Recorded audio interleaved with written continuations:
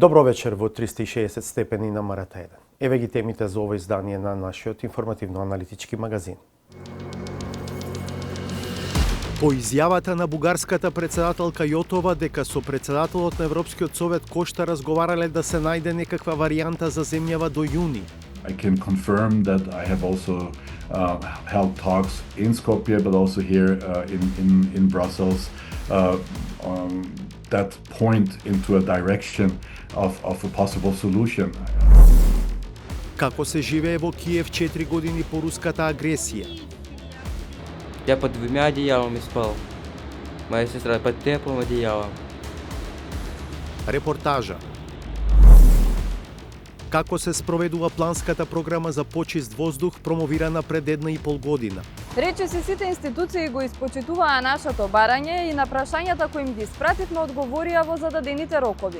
Но во однос на роковите кои им биле наложени од владата или пак самите си ги зацртале, веќе доцнат. Spending money through non-contestants is a key avenue for foreign actors of influencing elections in other countries. Може ли да се регулира ова прашање во земјава? Пред околу 2 недели за време на Минхенската безбедносна конференција, председателот на Европскиот совет Антонио Кошта имаше одвоени средби со премиерот Христијан Мицкоски и со бугарската председателка Илијана Јотова. Еден дел од изјавата на Јотова дадена по состанокот со Кошта беше особено индикативен, иако не доби големо внимание во медиумите ниту кај нас, ниту кај соседите. Бугарската председателка, повторувајќи дека безуставни измени земјава не може да смета на исчекор во пристапниот процес кон ЕУ, рече дека со Кошта зборувале да се најде некаква варијанта до јуни. Еве го тој дел од изјавата на председателката на Бугарија. Говорихме надолго и на широко за јуни месец, когато ще бъде следващата среща на върха за Западните Балкани, и до тогава с усилията и на България, и на нашите европейски партньори, в частност и на господин Кошта, трябва да се намери някакъв вариант. Ако, аз му казах и подчертах няколко пъти, Република Северна Македония все още иска да бъде част от Европейския съюз. Дали е запознаен со иницијатива чија цел е да се најде, како што вели Јотова, некаква варијанта до јуни, го прашавме известувачот за Македонија во Европскиот парламент Томас Вајц, кој неодамна беше во Скопје. I'm not involved into Mr. Costa's direct planning, but I can confirm that I have also held talks in Skopje, but also here in Brussels that point into a direction of a possible solution. That's what I meant. There's a lot of constructive forces here on the Union side, but also on the Bulgarian side, but also on the North Macedonian side that are trying to find a way out of this deadlock. Видовте сегмент од интервјуто со европратеникот од Австрија, кој денеска пред Комитетот за надворешни работи на Европскиот парламент го презентираше нацрт извештајот за земјава, за кој допрва следуваат преговори со пратеничките групи и чие усвојување би требало да се случи пред летото. Разговорот со Вајц ќе го видите подоцна во емисијата.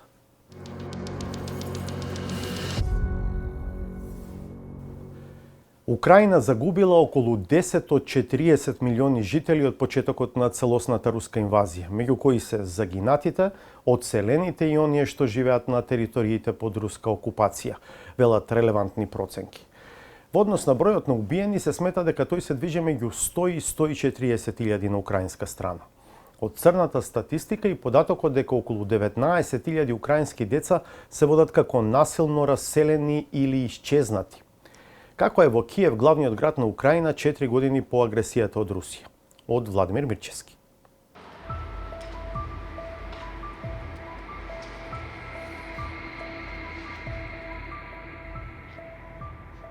Украина живее петата година од почетокот на целосната руска инвазија. Пред само 2 дена беше одбележана 4 годишнината од стартот на војната.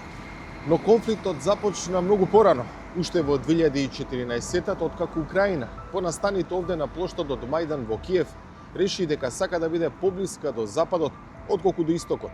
Нешто што не најдено одобрување од соседна Русија. Тоа што следуваше е познато. Анектирање на Крим, сударите за Донбас во Донецк и Луганск, а кулминираше со инвазијата и војна на која се уште не и се гледа крајот. По 4 години, животот во Киев како да наликува на оној во другите европски милионски градови. Сообраќајот густ, метрото функционира, продавниците работат, но насекаде има потсетници дека е војна, од паркот на загинатите борци до уништената воена руска техника изложена во центарот на градот. Сепак, навечер е поинаку, кога ќе се слушнат сирените за воздушен напад. Urgently follow the space to the Hauptstadt. Don't use the elevator. Help the Straße. Процедурата е да се замине во засолниште, а во овој хотел тоа е 4 нивоа подземја. Само неколкумина сме таму. Дел велат, Киев не е погоден. My friend, her boyfriend works at the embassy. He says the bombs are going to Odessa. So I'm going to go back to my room. False alarm, right? She says that they're not coming to Kiev. No. Okay. Thanks a lot. Не беше така во јануари и на почетокот на февруари. Главниот град на Украина, поточно неговата енергетска инфраструктура, беше сериозно оштетена од постојаните руски напади што предизвика огромни недостатоци на струја и грејење. Така беше во Троешина, густо населена област со високи згради на левата страна на Днепар.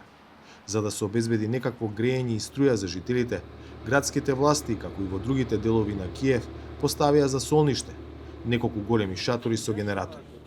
Потрібно було якось зігрівати людей, і було прийнято рішення відповідно про розгортання палатки. Ці палатки, ви бачите, у нас 2 таких точки було розгорнуто в районі. Відповідно до цього приймались людей. Це такі пункти обігріва, де можна було і обігрітися, і підзарядитися, і поспілкуватися. І також відповідно організації здійснювали, годували людей, тому що в нас одні із закладів освіти взагалі було в школі організовано таку фуд їдальню, грубо говоря, яка готувала. Відповідно, туди заїхали волонтери, які готували, роздавали, приблизно по 20 тисяч в тиждень виходило. How long will this stay here? Поки не знаю точної дати. Ми ж розуміємо, що йде потепління відповідно до цього, йде зміна температури, потрошку повертається опалення, світло. І плюс-мінус люди вже починають в себе в домах, тепло є, все. Тому це все буде рішення прийматися відповідно до температурного режиму і до того, як буде в нас з електроенергією, з опаленням і з всім іншим. Најбројни се возрастните кои тука имаат место каде да се згреат од студот кој годинава во Киев достигне и до минус 20 Целзиусови. Се дели и храна. Це супи якісь. Як вони суп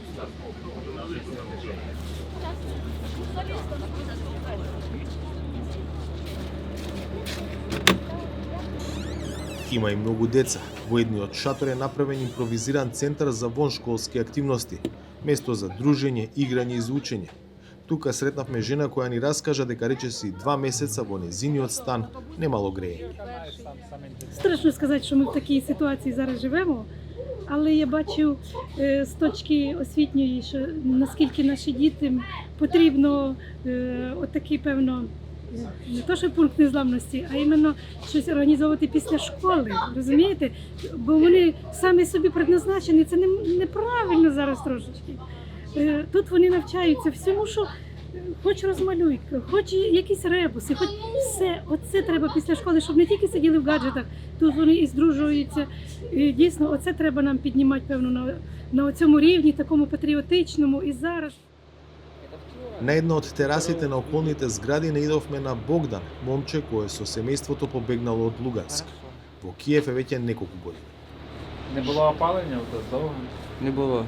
Ну, зараз включили опалення. Холодно було дома? Скільки градусів? 7, 8 десь. Я под 2 одеялами спал. Моя сестра под теплым одеялом. А в школу ходите? Да. 7 клас. В школі тепло? В школе тепло, дали теперь отопление. И у нас возле школы такие же палатки стоят, только оранжевая одна. Од шелтерот тргнавме на север од Киев. Патот не е добар. Асфалтот е полн со дупки. По 40 минути возење пристигнавме до посакуваната локација. Пред 4 години од овој правец се движеше главниот напад на руската армија кон Киев. Стотици воени возила и километарски колони. Целта беше да се заобиколи главниот град и да се преземе власта. Но токму на ова место беше спречено на тамошното руско напредување. Место кое само еден месец подоцна ќе стане синоним за масакр врз цивилно население. Буча. Ова е споменикот на загинатите и исчезнатите цивили сместен во дворот на локалната црква. На неа се уште се видливи траги од борбите. Низ цела Буча се забележуваат дупки од куршуми и експлозии. Украина поминува низ најтешката зима од почетокот на агресијата и е малку веројатно дека би успеала уште многу да издржи без западната поддршка. Европската унија стои зад неа, но не е целосно обединета.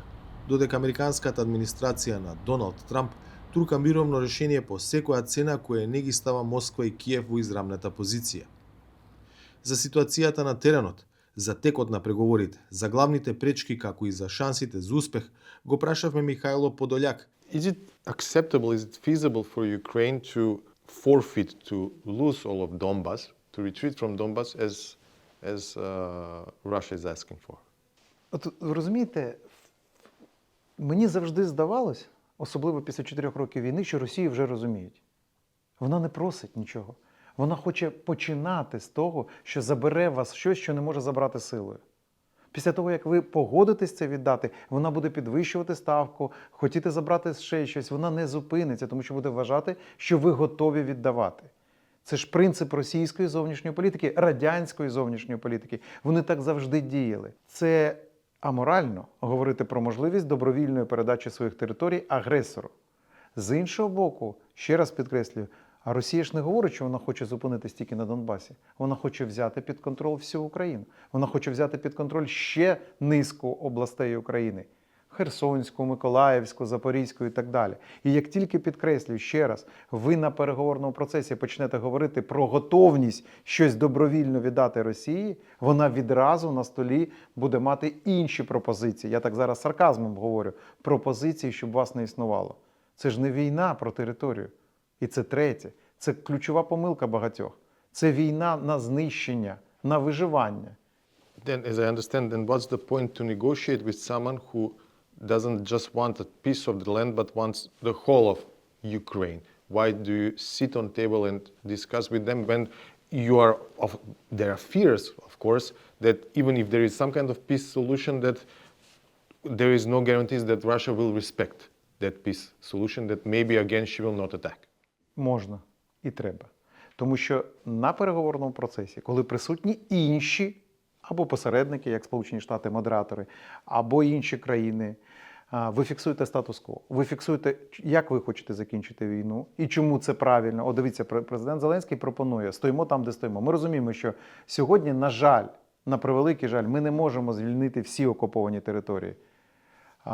І тому статус стоїмо там, де стоїмо. Це реалістично.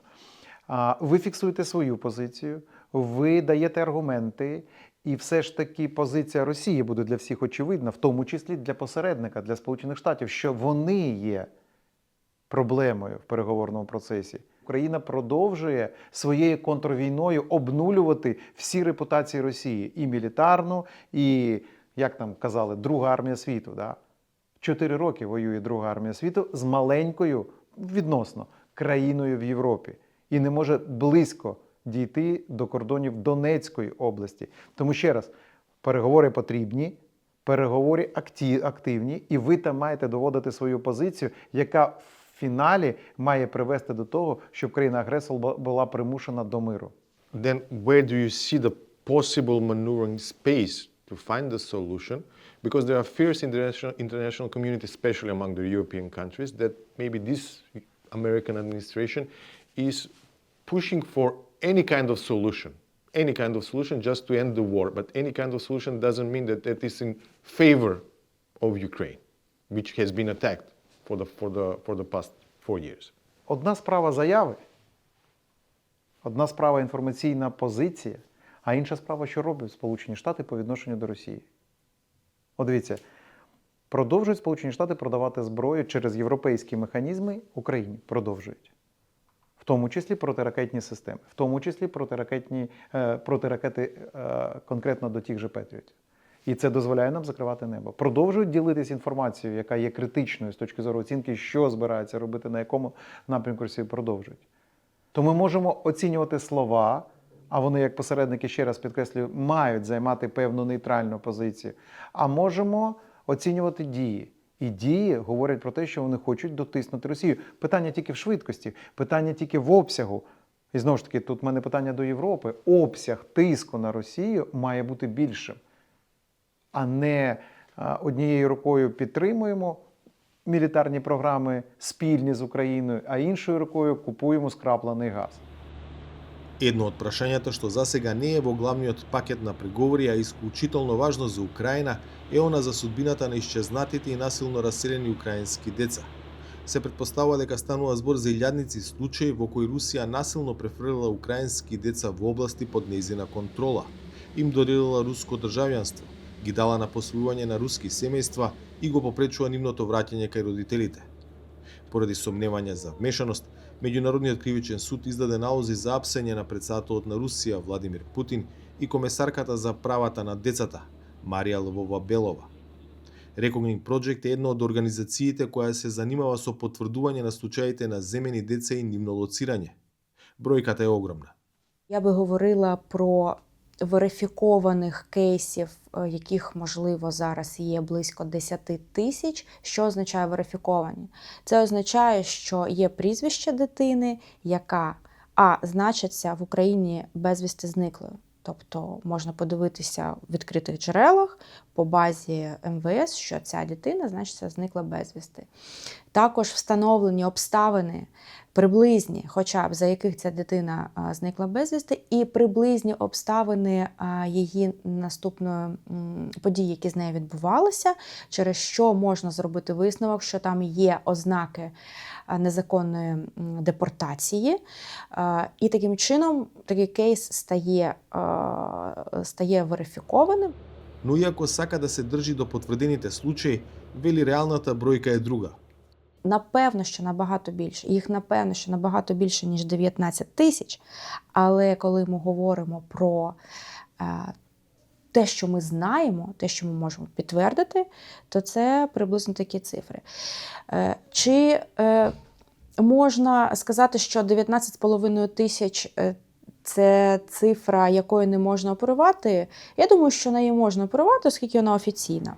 Личните приказни на овие деца и нивните семејства се еден од најилустративните примери за страдањата што ги носи војната. Дел од нив ќе пренесеме во следните изданија на емисијата. Овие денови додека сум овде, во Киев е релативно мирно. Дали ќе остане така или е само затишје пред бура е неизвестно, исто како што е неизвестна и иднината на Украина. Конечен мир под фер услови со безбедносни гаранции од Западот или продолжена агонија. 360 степени во Киев, Владимир Мирчевски. Планска програма за почист воздух. Тоа е официјалното име на документот со кој актуелната влада кон крајот на 2024 се обврза пред граѓаните дека ќе спроведе точно 20 мерки кои ќе го подобрат квалитетот на воздухот. Речиси година и половина подоцна проверивме мерка по мерка дали надлежните институции го спровеле ветеното, дали почнали се уште работат или пак вложениот труд не може да се смета за доволен. Доминира последната категорија, е заклучокот од анализата на Галена Николовска-Ризвановиќ. Пред година и пол бината во медија центарот на владата беше претесна за бројните функционери дојдени да го представат планот за чист воздух. Во документот повеќе институции се обврзаа и со рокови, кои чекори ќе ги преземат за да го намалат загадувањето. Ќе инсистирам на нивно ангажирање и завршување пред се во мојот ресор, но и ќе ги координирам, следам и потикнувам активностите како вице-премиер во сите институции кои ќе имаат дел од одговорноста за спроведување. Во период од годината кога граѓаните повторно бараат чист воздух, проверивме дали тие што се надлежни ги исполнија мерките кои самите ги ветија.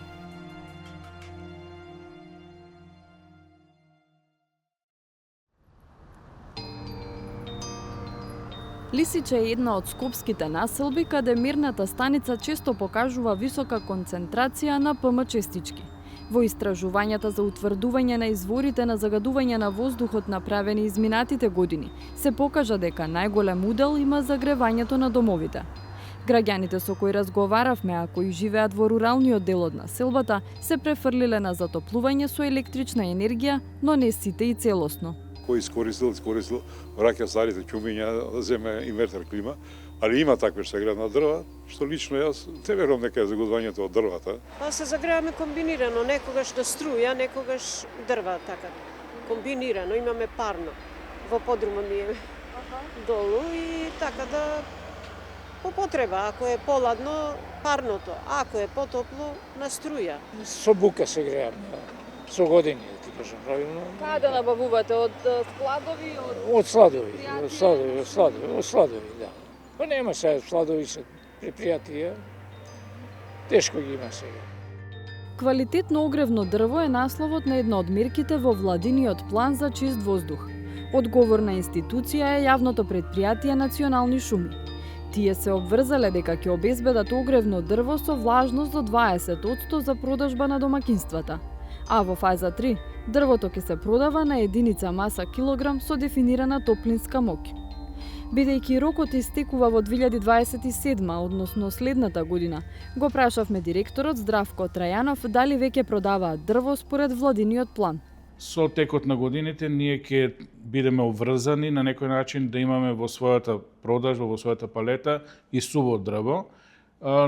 Нормално тоа ќе биде на некој начин организиран систем, треба да се преструктурираме, да обезбедиме такво дрво и да допринесеме дополнително граѓаните полесно да се снабдат со истото дрво. И покрај тоа што не беше дециден во одговорот дали дрвото што го нудат на пазарот е просушено, во оваа фаза, вели директорот, се работи и со граѓаните. Почнале со кампања на социјалните мрежи за предностите на горење на исушено дрво. Дрвото кое има влажност под 20% на некој начин многу помалку загадува, бидејќи ослободувањето на енергија е многу поголемо, а ослободувањето на тие ПХ, на тие честички кои загадуваат, PM честичките е многу помало, затоа што имаме правилно согорување, на некој начин имаме добробит и од аспект на енергија и многу помалку енергија, многу помалку загадување. Како граѓаните може да знаат колку е суво дрвото, односно дали е до 20% кога купуваат од складови, да речеме, дрво или кога самите? Доволно е дрвото да престои преку зимо или подолг временски период на сонце, тогаш дрвото природно просушува и на некој начин таа слободна влага во дрвото излегува од истото. Национални шуми е само една од институциите, а продажбата на исушено дрво е само една од вкупно 20 мерки во планот за чист воздух. Се обративме до сите институции споменати во владината програма со прашање колку од мерките се спроведени во наведените рокови, на колку се работи, а колку воопшто не се почнати. Рече се сите институции го испочитуваа нашето барање и на прашањата кои им ги испративме одговорија во зададените рокови. Но во однос на роковите кои им биле наложени од владата или пак самите се ги зацртале, веќе доцнат. Според одговорите направивме семафор, што е спроведено, што е делумно направено, а што воопшто не е почнато. Иако се уште не се продава исушено огревно дрво со сертификати по килограм, а не по кубик, оваа активност ја обележавме со жолто поради досега започнатите активности. Жолта боја дадовме и за изградбата на когенеративните гасни централи кои треба да прават и струја и топла вода за парно. Причината е што од надлежното Министерството за енергетика ни одговорија дека во годишниот план за изградба на енергетски објекти за 2026 година е вклучена иницијатива за гасна когенеративна централа. Оваа година има веќе една приватна иницијатива, таа е за 495 мегавати во Неготино, значи тоа е веќе една. Понатаму, како што знаете, потпишавме и меморандум за соработка со една сериозна и голема компанија од Република Турција. Они се заинтересирани да градат 2, а можеби и 3 когенеративни централи и секако тука е и ЕСМ и они се во план да изградат во Битола когенеративна централа, така да тоа веќе е започнат процес. Во однос на ветувањето дека ќе се субвенционираат топлински пумпи и високоефикасни котли за домакинствата кои немаат пристап до централно грејење, ставаме црвено светло. Црвено е и за ветувањето дека ќе се субвенционираат таксистите за да купуваат електрични возила. Од Министерството велат. ги разгледувавме владините програми за 2026 година, ги доусогласуваме, имаме 3, до сега даваме и субвенции за сметките за електрична енергија. Најпрви со новиот закон прв пат воведовме и методологија за детектирање на сиромаштијата во државата, работиме и на тоа и секако ќе имаме и давање на инвертори, како што имавме во 2024, имавме над 6000 поделени, имавме во 2025 веќе одбрани над 4000 кои ќе добијат. Тоа ќе го продолжиме и оваа година и ќе имаме давање субвенции за приклучок на газ или дел од колку што изнесува за топлотните пумпи. Колку средства се предвидени за таа намена? Немаме дефинитивно, меѓутоа средствата ќе ги поделиме, како што кажав, не е само една програма, ќе видиме, ќе разгледаме, секако ќе има, меѓутоа сега не знаеме, само што ги разгледувавме програмите како програми, средствата ќе ги знаеме наскоро. Така, досега воопшто нема субвенции, ниту за котли, ниту за помпи. Не, бидејќи мора првин да поминат на владина програма овие програми, на владина седница, понатаму ќе дискутираме за точно за финансиски средства. За најголем дел од мерките надлежноста е на Министерството за животна средина. Регионални центри за управување со отпад се уште нема. Контрола на тоа што се горат граѓаните по домакинствата исто така нема. Од владиниот ресор велат не може ниту да има. Се разгледуваат опции за воведување на членови во новиот закон за квалитет на амбиентален воздух. Во однос на контрола на домашни ложишта, ниту една инспекцијска служба нема право да влегува без правосуден налог по домови. Единствено доколку визуелно се утврди во дворно место во приватна куќа дека некој собира отпад, тогаш согласно Законот за управување со отпад постапува општински инспектор за животна средина. Дрво, јаглен, пелети, петрол, кокс, односно цврсти енергенси, не се забранети за огрев. Активностите кои се исполнети, а за кои Министерството за животна средина е наведено како прва одговорна институција, се донесен е закон за индустријски емисии, а на сила се и краткорочните мерки со кои се ограничуваат одредени активности при зголемено загадување. На нашето прашање колку е зголемен капацитетот на мерни станици, согласно планот за чист воздух, од владиниот ресор не добивме дециден одговор, што е поставено во последниве година и 3 месеци. Но во план е проширување на системот со уште една мониторинг станица која ќе се постави во Штип, со што ќе се финализира процесот на проширување на системот, за што се завршени сите подготвителни активности и се очекува да се спроведе постапката за набавка на станицата. Црвена боја на семафорот добива мерката наречена инспекцијски надзор во животната средина, бидејќи, меѓу другото, нема единствен инспекцијски систем за животна средина. Стоп за шумски пожари, кај мерката која предвидува поставување регулиран систем за брза реакција при шумски пожари, од владата велат дека во континуитет преземаат активности за јакнење на капацитетите за противпожарна заштита. Европски технички преглед на возилата е мерка во надлежност на МВР. Ја означивме со зелена боја, бидејќи како што велат оттаму се спроведуваат засилени полициски контроли за техничката исправност на возилата што учествуваат во сообраќајот во периодот од ноември до март. Една од активностите е и упатување на вонреден технички преглед за мерење на емисијата на издувни гасови кај одредени возила. Покрај тоа, се спроведуваат и активности за контрола на станиците за технички преглед на возила, со цел да се утврди дали доследно се врши мерење на емисијата на издувни гасови согласно законските прописи. Активностите се реализираат континуирано, со зголемено присуство на полициски службеници и засилени контроли, согласно утврдената динамика и насоки. Од Министерството за транспорт не добивме одговор за мерката планирање на идните емисии. Идејата, според планот за чист воздух, е во опфатот на одредени урбанистички планови да се забрануваат, например, градби кои се загреваат на дрва, мазут или други фосилни горива. Комунална полиција нема. Во однос на проектот државата не загадува кој предвидува државните објекти да престанат да се греат на мазут, според нашиот семафор ознаката е жолта. Од владата одговорија дека над 80 од објектите кои користеле мазут или цврсто гориво се влезени во програма за промена или веќе имаат направена целосна промена кон објекти со нула емисии на загадување. Јавна флота без директни емисии предвидува дека владата ќе купува службени електрични автомобили.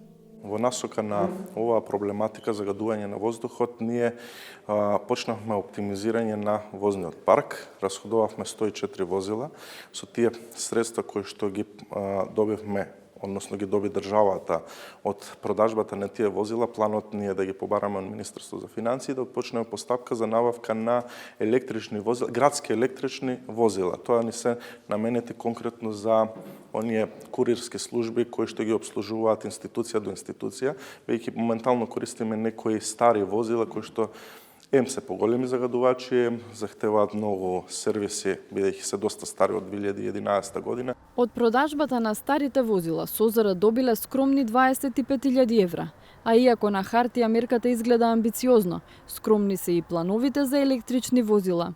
Јас сум поддржувач на финансов лизинг наместо на оперативен лизинг, да земеме 2 возила, нас за почеток не се доволни 2 возила за да ги обслужат сите овие институции, така да мислам дека се доволно за сам почеток. Задолженија според планот има и за Министерството за земјоделство. Едното е укинување на субвенциите за земјоделците кои палат стрништа наместо да заоруваат. На нашето прашање колку такви забрани изрекле, ни одговорија не располагаат со таква информација. За нивната обврска да засадуваат по 8 милиони садници годишно или 40 милиони вкупно, во текот на 2025 година засадени се вкупно 585.531 садник, додека за 2026 година е предвидено засадување на 525.000 садници. Последната мерка на нашиот семафор доби жолта боја и покрај неусогласеноста меѓу институциите. На прашањето колку конкурси се распишани во рамки на инструментот Институт за квалитет на амбиенталниот воздух, од Министерството за образование ни одговорија. Преку конкурсот за финансирање на научно-истражувачки проекти на државните универзитети, факултети, научни институти, МАНУ за 2025 година, Министерството за образование и наука прифати и финансира реализација на проект Електрон микроскопи Scale Up, надградба на современата СЕМ технологија со тем систем за евалуација на перкутантна пенетрација на ПМ честички, кој го спроведува Факултетот за природни и технички науки при Универзитетот Гоце Делчев во Штип. А во исто време од Министерството за животна средина ни соопштија.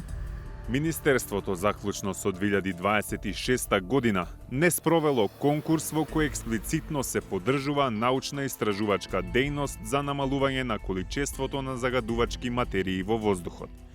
Инструментот Институт за квалитет на амбиентален воздух не ни е познат.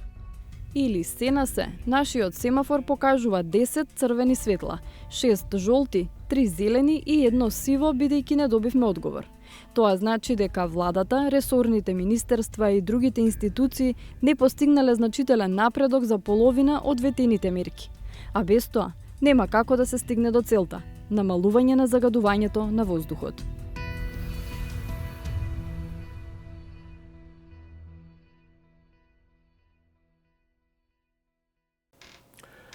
Една заедничка работа што ја имаат лидерот на ВМРО ДПМН и лидерот на СДСМ е тоа што потрошиле најмногу пари на реклами на Фејсбук на последните локални избори, иако лично тие не беа кандидати.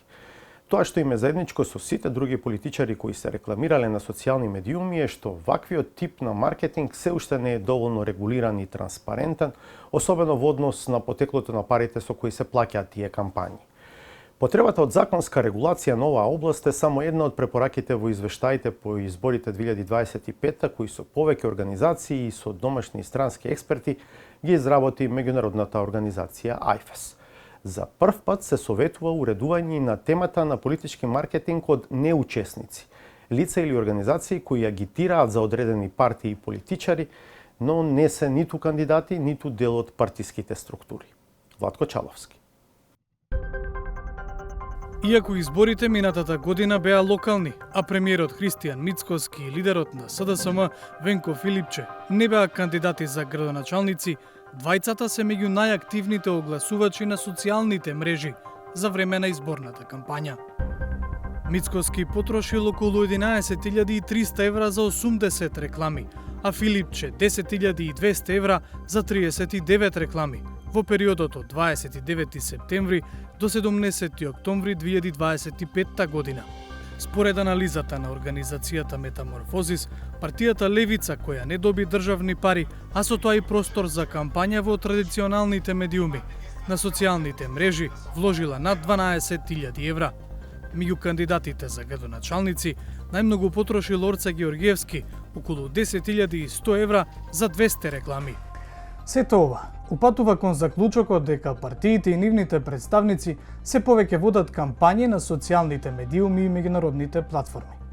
Но рекламирањето на тој простор во земјава е сива зона, споредено со стриктно уредените правила за политичкиот маркетинг на телевизија, радио и на домашните сајтови за време на избори. Рекламите, например на Facebook, се проблематични од аспект на транспарентноста. Не може до крај независно да се потврди кој ја полни сметката од која се рекламира некој политичар. Далеку потешко прашање за регулирање е мешањето од така наречени трети страни или неучесници, субјекти кои можат и плаќаат политички реклами без формална врска со кандидат или партија.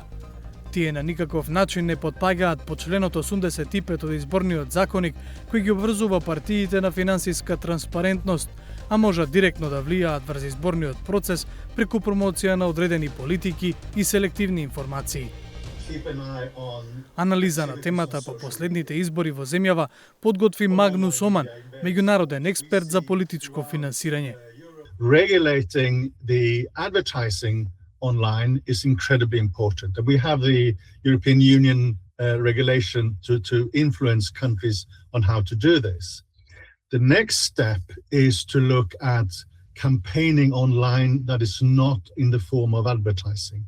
So payment of influencers, bots, etc. I think that will be the next step because there is no direct money trail.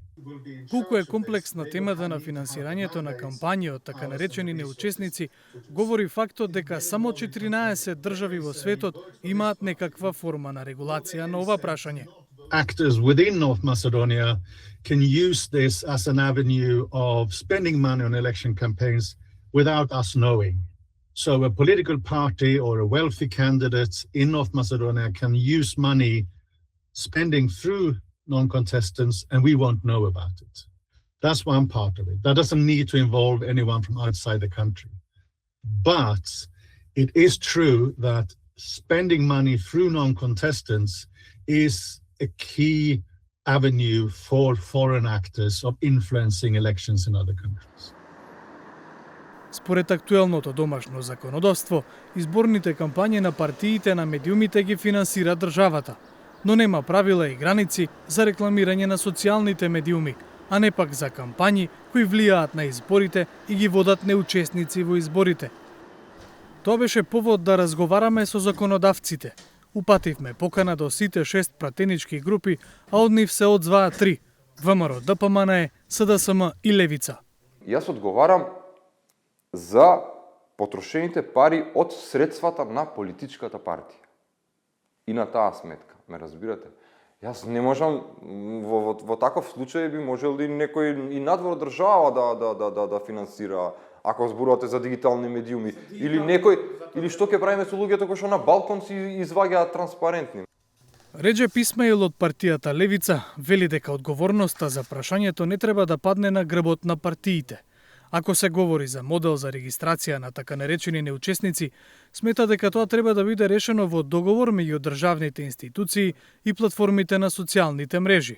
На прашањето дали постои опасност субјекти кои што не се внатре во државата да прават кампањи за кандидати и да влијаат на изборите, Исмаил вели: можност да, но опасност не. Ние имаме во стрет изборен процес каде што доаѓаат европарламентарци, би агитираат, ме разбираш, и сега тоа нели е влијание, така. Значи, теоретски би можеле, пошто никој не може да им забрани реално, да имаат одредени, иако сега со AI моделите некако ги фаќаат дека не се инволвирани формално страни, па ама тоа поминува време, веројатно има и чекори да ги прескокнат тие пречки на социјалните мрежи, на дигиталните медиуми, да кажам, но едноставно си ги прават тие кампањи. За тоа не може да се обвине оној за кој што се агитираме. Значи, политичката партија е правно лице и она одговара само за своите формални страници и Facebook профили. Координаторот на пратеничката група на ВМРО ДПМН Никола Мицевски е согласен дека изборниот законник треба да претрпи измени, особено во однос на новата технологија. Но вели тој, во моментов може само теоретски да се разговара за регулирање на прашањето за трети страни, бидејќи нема доволно материјал за обработка. Треба да бидеме внимателни на сите овие работи, добро да се изанализираат, доколку имаме можност да добиеме одредена компаративна анализа и сите овие нотирани недостатоци или можности кои што може да се претрпи, односно се вметнат во изборниот законник, сите заедно седнеме да размислиме и да ги реализираме. На прашањето дали отсуството на регулатива отвора можност за надворешно влијание, Мицевски вели тоа е прашање кое треба да биде регулирано со изборниот законник. Дека може да се појави и странско финансирање, и странско влијание, може и треба да се затворат сите можни аспекти на злоупотреба на изборниот законник и изборниот процес во целост. Најсилно расположение за построга регулација на рекламирањето на социјалните мрежи и потенцијалното рекламирање од трети страни имаше кај координаторот на СДСМ во собранието Оливер Спасовски. Тој смета дека постои простор на социјалните мрежи кој што остава можности за нетранспарентност и невидливост. Секогаш во изборните кампањи постојат субјекти кои што имаат интерес за поддршка на одредена политичка структура од многу аспекти, дали се тоа политички, па можеби геостратешки, па економски и така натаму. И тоа е причината зашто сметаме дека мора да се воведе еден транспарентен начин на финансирање на оваа кампања. Спасовски дополнува дека диалог за регулација на ова прашање е исто така важен и поради тоа што нема да има простор за шпекулации, за мешање во внатрешните односи на државата, преку финансирање на кампањи на кој било политички субјект преку скриени канали. Така да, за тоа мислам дека треба да направиме механизам во кој што ќе има забрана за финансирање на таквите политички кампањи, од една страна, а од друга страна, транспарентноста е најдобриот модел за да ги спречите финансирањето на трети лица внатре во државата. Зошто? Сите оние кои што не сака да се појават како донатори на изборната кампања, тогаш нема да може да финансираат. На оваа тема се разговараше и на конференција во Скопје. Покрај партиите, присуствуваа и представници на државните институции задолжени за изборниот процес, невладени организации, како и представници на меѓународната заедница. Така наречените трети страни, покажува извештајот на меѓународните експерти, не биле јасно видливи на последните избори, со исклучок на некои онлайн портали, каде наблюдувачите забележале селективно или непропорционално покривање на одредени кандидати. Причината? Финансиската зависност од општинско рекламирање. Социјалните мрежи денеска се главната политичка арена. Горан Ризаов, програмски менаџер во фондацијата Метаморфозис, која изработи две анализи за рекламите на политичарите на социјалните медиуми, вели дека утврдиле недостаток во регулативата. Значи не постои регулација во однос на објавите на социјалните мрежи, ниту пак постои регулација во однос на начинот на кој што се спонзорираат овие објави на социјалните мрежи. Значи имавме 52 вкупно страници што ги мониториравме и увидовме дека повеќе од половината беа активни во однос на финансирање на спонзорирани постови на социјалната мрежа Facebook. Од самите мониторирани страници произлезе дека тие потрошиле околу 24.000 евра, значи овој сегмент само, а севкупно земено, сите заедно, имаат потрошено нешто помалку од 200.000 евра. Помеѓу говорниците на настанот беше и заменик амбасадорот на Велика Британија Даниел Филер. Земјата што тој ја представува е една од ретките со регулатива за кампањи од неучесници. Recent elections have highlighted the growing impact of digital campaigning. Oversight systems have not kept pace, allowing significant influence to remain outside transparency and accountability frameworks. This is why the UK continues to work with partners to counter disinformation, increase transparency in political advertising, and support updates to the legal and institutional framework. Дека демократските капацитети можат дополнително да се зајакнат ако правилата се многу појасни, забележа и амбасадорот на Швајцарија Кристоф Зомер. If the rules on public premises and officials campaign conduct are clearer and stricter, it will be much easier to avoid grey area behavior. Конференцијата и анализите што произлега од набљудувањето на последните локални избори ги организираше меѓународната организација ИФЕС во соработка со голем број домашни партнери. Заедно со документите кои по секои избори ги изготвуваат Државниот завод за ревизија, Државната комисија за спречување корупција и ОПСЕ ОДИХР, би требало да биде патоказ. Што треба да се смени во изборното законодавство за потенцијалните ризици да не станат и системски пропусти на македонската демократија.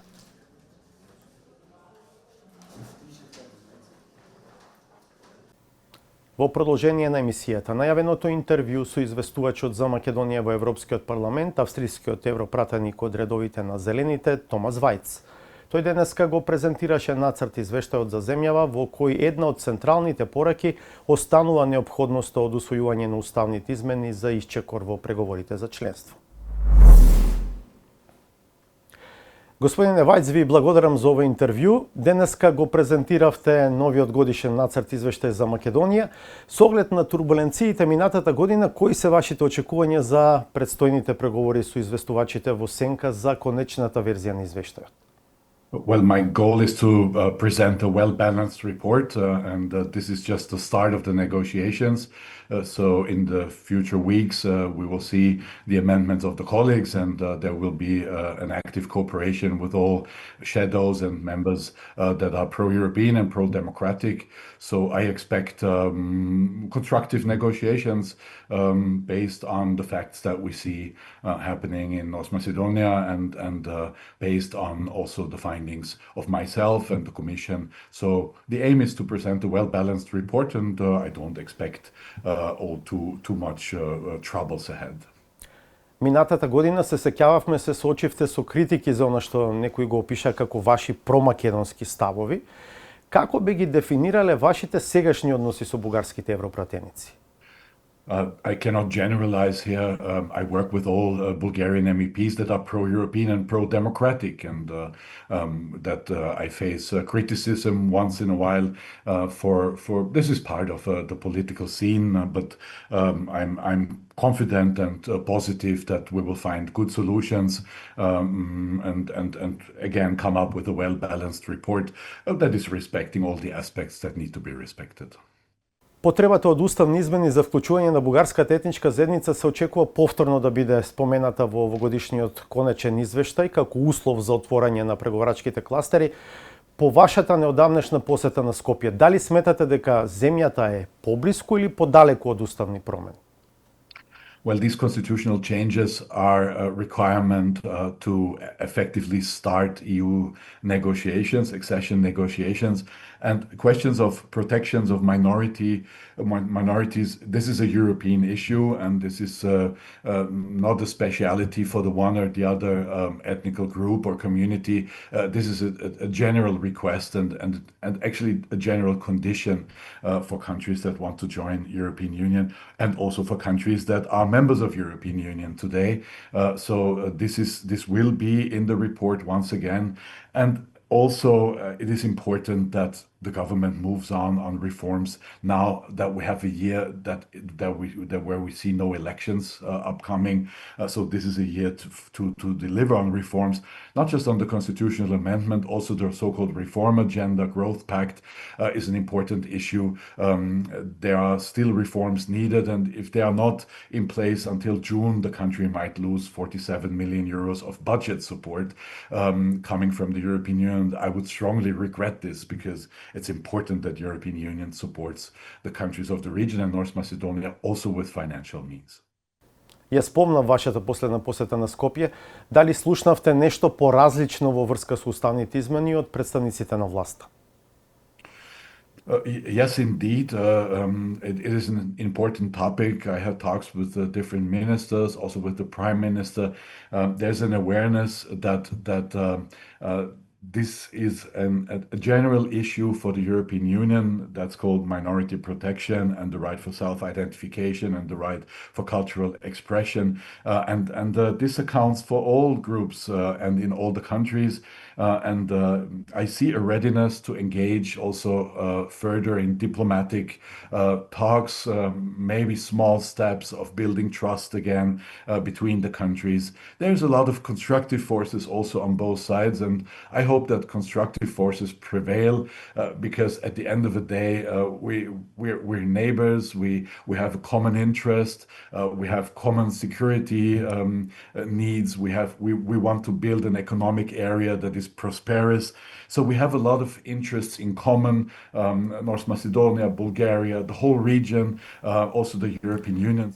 Каков е вашиот став за барањата што доаѓаат од владата на Северна Македонија за гаранции дека нема да има нови вета поврзани со идентитетски или историски прашања за време на пристапните преговори, како и за спроведување на некои пресуди од Европскиот суд за човекови права од Страсбур, кои се однесуваат на правото на здружување на македонците во Бугарија?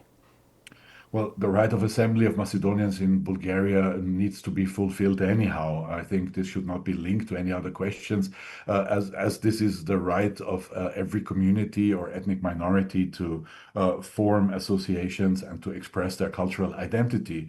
And so this is a requirement that is upheld also by us in the European Parliament towards Bulgaria to implement the court rulings.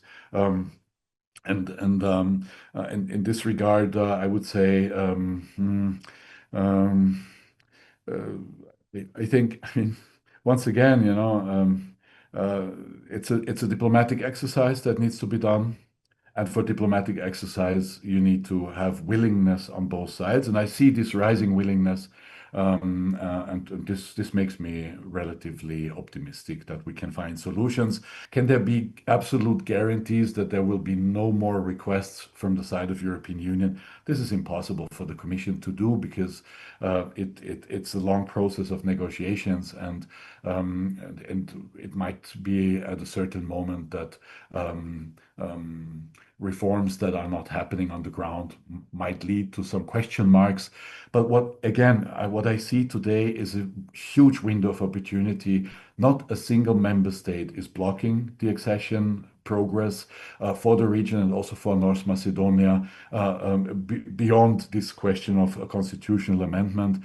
There's a lot of support. There's a clarity today in the European Union that I haven't seen before, that in terms of security, it's our common security that we need to stand up for. And this creates a new unity, but also a new understanding that enlargement of the Balkans is something that is important for the region, yes, but as much as it is important for the region, it is important for the European Union as such. So this is not a one-way road, but it's a road that shall serve both sides and is important for both sides. Господине Вајц, и бугарската председателка Јотова и премиерот Мицкоски се сретнаа со председателот на Европскиот совет, господинот Кошта, во Минхен пред 1-2 недели. И имаше една интересна индикативна изјава од бугарската председателка која се однесуваше на потребата да се најде некаква варијанта при што таа го спомена јуни како рок, мислејќи на самитот ЕУ Западен Балкан. Дали вие лично сте запознаени со конкретна иницијатива за пробив до јуни? I'm not involved into Mr. Costa's direct planning, but I can confirm that I have also held talks in Skopje, but also here in Brussels that point into a direction of a possible solution. That's what I meant. There's a lot of constructive forces here on the Union side, but also on the Bulgarian side, but also on the North Macedonian side that are trying to find a way out of this deadlock. And this is because we all understand that we need to move on, and we need to move on for societal issues, cultural issues, but also very much for security issues. And this is urgent, and it has a great importance for us, and it's very high up on the priority list, also of the Commission, also of the Council, and so I can confirm there's a lot of people working on finding a solution. Yes. И моето последно прашање, премиерот Мицкоски спомна дискусии во Брисел и меѓу земјите членки на ЕУ за забрзано пристапување на Украина, потенцијално дури и до 2027 година, заедно со Црна Гора, Албанија, можеби и Северна Македонија, иако не и за полноправно членство. Според вас, дали ваквото сценарио е остварливо и реално? Well, if there is any change in the methodology, and if there's any, let's say, fast-track procedure, which is discussed, there is discussions about that, because we need to find ways to end this war of Putin's Russia against Ukraine. We need to find ways to deliver security guarantees to Ukraine, and yes, there are negotiations that have also included questions of European integration. But if there is a change in the methodology, then there will be a change for all countries, not just for Ukraine. And if there is a possibility to speed up the process, this will be possible for all countries. But what is for sure a basic requirement is the so-called EBAR, the interim benchmark on rule of law. So the rule of law standards need to be on a level that is acceptable for our common European Union, because this is the basis on which we work together. This is the basis on how our market functions. This is the basis how businesses can move from one country to another, or workers can move from one country to another. So this will be for sure the basic requirement for any possibility. But again, it is negotiations behind closed doors. The global situation, geopolitical situation is very volatile. So we shouldn't, I think, speculate too much about this date or that date, or will it be in this or that negotiation paper? Will there be a peace agreement as such or not? I'm still not sure, or let me be more clear. I have my doubts that Putin is interested in peace anyhow. So there's a lot of speculation around, but what it shows is that European politicians, heads of state, understand that we need to deliver now, we need to move on now, and there's no more room for nitty-gritty blockades. This is a general understanding of member states, and there's a common interest, and this is also shown by this debate or partly speculations. Ви благодарам за овој разговор. Thank you too, and thanks for having me. Во 360 степени ја најавувам новата саботажа.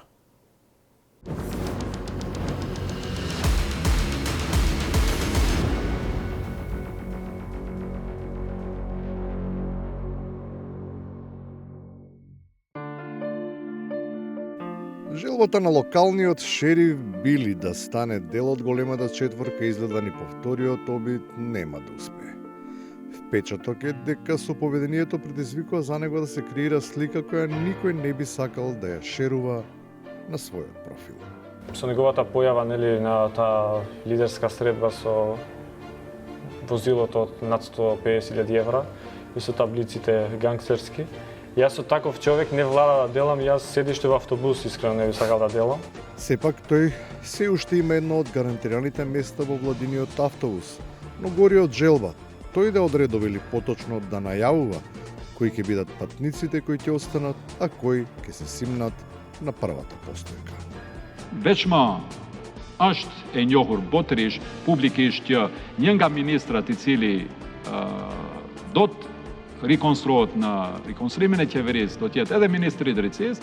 Не дека таквите муабити не се шират и дека е известно кој активно партиципира во креирањето на таа перцепција. Но сепак изгледа дека повиканите не му простуваат на таа јавна индискреција, па следуваат врели политички шлаканици.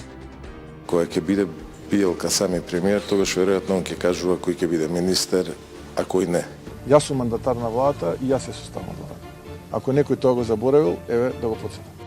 Пораката веројатно е примена, но станува јасно дека муабетот е сети се снао, бидејќи таргетот намерно е погрешен, оти не е знам, ами се знае кој е вистинскиот пик за чие портфолио темата се држи отворена. A e keni në kontroll këtë ministër zotëri Kasami, sepse shpeshherë ka zëra jo zyrtar që zotëri Limani nuk pyet fare. Kapasur shqetësimin nga shumë anëtar të lëvizjes Vesa për komunikimin, do kisha thënë eventual të zotëri Limanit. Но изгледа дека проблемот во комуникацијата не е со Кичевскиот, туку со Тетовскиот тага, па следува двоен нокдаун, од кој се очекува на место на главната маса некој да го заземе слободното место во политичкиот ќош. Meras se Limanin e shohin si individ, Limani nuk është individ, po mund të jetë nesër 15 deputet. Јас сум задоволен со работењето на господинот Фатмир Лимани. И на крајот, кога иако со огромна и впечатлива доза на апологија се аплицира сознанието за вистинскиот сооднос на силите. Премиерот Христијан Мицковски е еден од премиерите што станува многу рано, сабаде. И додека станува у 6:30, додека комуницира со неговите соработници, пие кафе. Вакви политичари, како него и ред други, ги јаде во време пиејќи кафе како кекси. Метнувањето на бисквитите во анализата може би не е важно во тој контекст, но неумоливо подсетува на една изборна вербална препирка. Имајќи ја во вид атмосферата, да не се случи баш тие, по некоја перспектива, да решат сами да се го делат колачката. Толку за вечерва. Пријатно до понеделник во 20:15.